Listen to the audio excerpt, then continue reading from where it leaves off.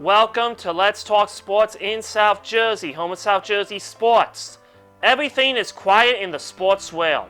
We still have to wait until further notice for the teams to return to action. So let's talk about the effects of the coronavirus on the sports world. The Masters Golf Tournament will take place in November, the latest sporting event we scheduled as a result of the coronavirus pandemic. The tournament, set for the week of April 5th, will instead be played on November 9th through November 15th, putting it partially on the same weekend as NFL and college football games and possibly the MLB playoffs, depending on how the seasons are rescheduled.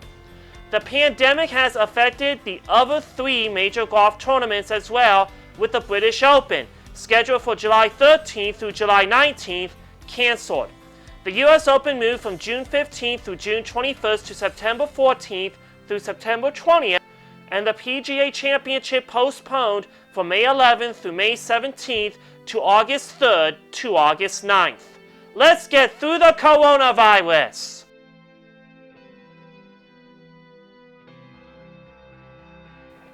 It's time for This Week in Sports History, everything that happened in the world of sports this week. On April 14, 1917, Chicago White Sox Ed Sj no-hits the St. Louis Browns 11-0. On April 15, 1910, William H. Taft is first U.S. president to throw out a first ball at a baseball game. On April 16, 1912, Pirates turn a rare 5-3-7 double play.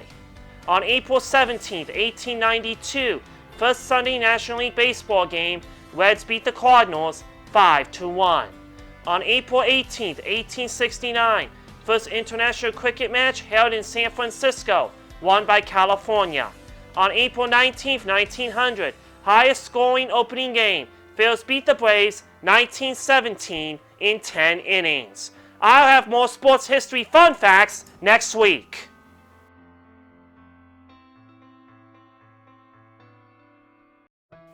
Now let's talk about athletes helping out with the coronavirus. Across the globe, people are grappling with the growing COVID-19 pandemic. Deaths due to the coronavirus have soared in Italy as hospitals try to manage high demands and lack of supplies. In the U.S., panic levels are high, with health officials advising Americans to practice social distancing and take extra precautions to protect their health. Most major live events, TV productions, and movie releases have been canceled, while citizens grapple with postponing their own important gatherings to protect vulnerable, immune, compromised individuals. Bryce Harper donated $500,000 on Thursday toward coronavirus relief in Las Vegas and Philadelphia, the two cities the Philly star considers to be home.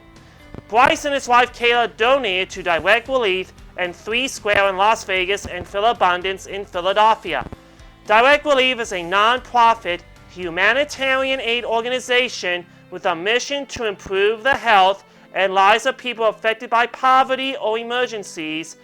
3 Square is a food bank that provides more than 41 million meals per year throughout southern Nevada.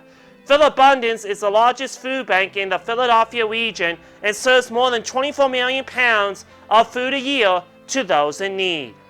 Philadelphia Eagles star quarterback Carson Wentz is giving back, as his AO1 Foundation just announced a $100,000 donation to help struggling families with meals and other essential needs. The donation will be made through the organization's Kingdom Crumb initiative called The Love from the Crumb. Let's keep the donations coming.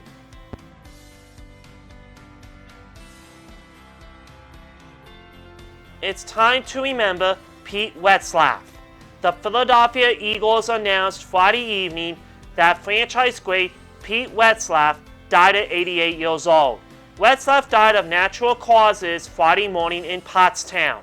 He spent 11 years as a tight end with the Eagles and was a member of the 1960 NFL Championship.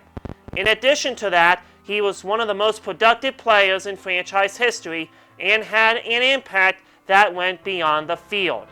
In his 11 seasons with the Eagles, Retzlaff appeared in 132 games and made 118 starts. He finished with 452 catches for 7,412 yards, 16.4 yards per catch, and 47 touchdowns.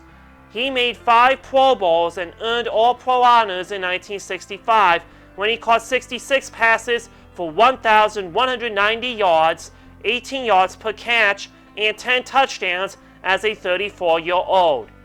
Retzlaff, a native of Ellendale, North Dakota, entered the NFL in 1953 as a 22nd round pick of the Detroit Lions, and he eventually caught on with the Eagles in 1956. When Retzlaff retired after the 1966 season, he was the franchise's all-time leader in catches and receiving yards. Today he ranks behind only Howard Carmichael and Zach Ertz in catches and Carmichael in receiving yards. Retzlaff's number 44 is one of only 9 numbers to be retired by the Eagles, and he was inducted into the team's Hall of Fame in 1989. Pete Retzlaff will be sorely missed by Eagles fans worldwide. That is a wrap. You can check me out on my podcast at Stefan Sports Radio or through the podcast app or this YouTube channel.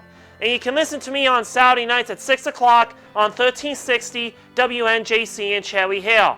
Thank you for watching and keep those comments rolling and stay safe and healthy.